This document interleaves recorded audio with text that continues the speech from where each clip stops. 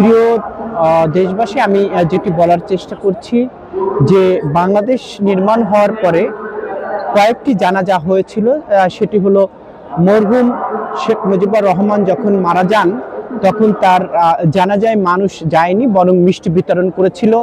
আমরা দেখেছিলাম যে শহীদ প্রেসিডেন্ট জিয়া রহমানের জানাজায় কোটি কোটি মানুষের যে আগমন ছিল, ভালোবাসা ছিল, তাতে প্রমাণ করেছিল যে শহীদ প্রেসিডেন্ট জিয়াউর রহমানের প্রতি মানুষের কি ভালোবাসা ছিল। দ্বিতীয় যে জানাজাটি হয়েছিল, যিনি রাজনৈতিক কর্মী না, তিনি ছিলেন হাদি। সেই হাদির জানাজাতে আমরা দেখেছিলাম যে লক্ষ লক্ষ মানুষ এসেছিল। কিন্তু আজকে যেটা প্রমাণ হচ্ছে যে বাংলাদেশের নির্মাণের পরে যেই ব্যক্তিটি বাংলাদেশ এবং বাংলাদেশের মানুষের জন্য দিয়ে গিয়েছেন, যিনি আধিপত্যবাদের কাছে কখনো মাথা নত করেননি, যিনি সর্বদা গণতন্ত্রের জন্য ছিলেন, তিনি বলেছিলেন যে এই দেশ আমার ঠিকানা, এই দেশ ছেড়ে আমি কোথাও যাব না, এই দেশের মানুষই আমার ঠিকানা।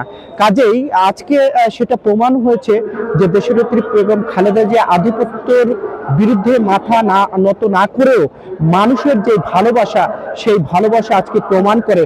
আর সকাল থেকেই আমি আছাদ গেট, বিজয় সরণি, মানিক মিয়া এভিনিউ, ফার্ম গেট সমগ্র অঞ্চলে ছিলাম।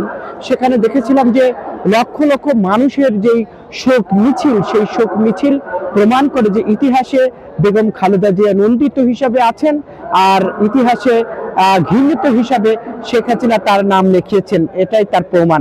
আজকে যেটি না বললেই নয় যে দেশনেত্রী বেগম খালেদা জিয়ার প্রতি মানুষের যেই ভালোবাসা, মানুষের যেই ত্যাগ, মানুষের জন্য তিনি যা দিয়েছেন, মানুষের জন্য, দেশের জন্য, ভারতের আধিপত্যবাদের বিরুদ্ধে যিনি লড়াই করেছেন, মাথা নত করেননি, বারবার কারাগারে গিয়েছেন।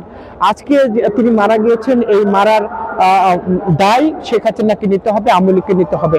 আপনারা জানেন যে প্রিয় নেত্রীকে তিনি দেশের বাইরে কোথাও যেতে দেয়নি চিকিৎসার জন্য, কিন্তু চিকিৎসার জন্য না যেতে দিলেও আজকে প্রমাণ হচ্ছে যে কোটি কোটি মানুষ, লক্ষ লক্ষ নয়, কোটি কোটি মানুষ প্রিয় নেত্রীর জন্য কি ভালোবাসা দেখাচ্ছেন তারই প্রমাণ। আমি এটি বিজয় সরণি মণিপুর সংসদ ভবনের অপোজিটে একটি গেটে দাঁড়িয়ে আছি। সেখানে আমি দেখানোর চেষ্টা করছি যে কি পরিমাণ মানুষ মনের টানে। প্রিয় নেত্রী আসলে কোনো দলের নয়, তিনি জাতির অভিভাবক হয়ে দাঁড়িয়েছেন, সেটাই তার প্রমাণ আজকে দেখানোর চেষ্টা করছি।